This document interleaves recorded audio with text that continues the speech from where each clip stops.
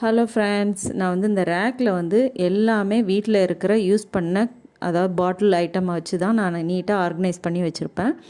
First பெரிய அதாவது Dabur honey பாட்டிலில் வந்து காஃபி தூள் டீ தூள் வச்சுருப்பேன். அதுக்கப்புறம் இப்போ ஊதுபத்திக்கு ஃப்ரீயாக கிடச்ச 2-3 டப்பா இருக்குது. அதில் வந்து சர்க்கரை, நாட்டு சர்க்கரை, இதெல்லாம் பனங்கற்கண்டு இதெல்லாம் வச்சுருப்பேன்.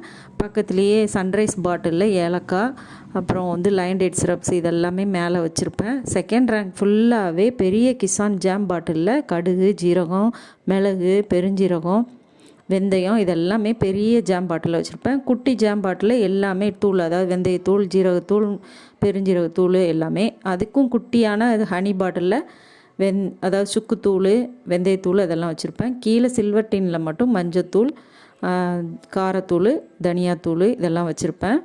ஒரே ஒரு மசாலா ஐட்டம் மட்டும் இந்த சக்தி மசாலா ஒன்று வச்சுருப்பேன். தேங்க்ஸ் ஃபார் வாட்சிங்.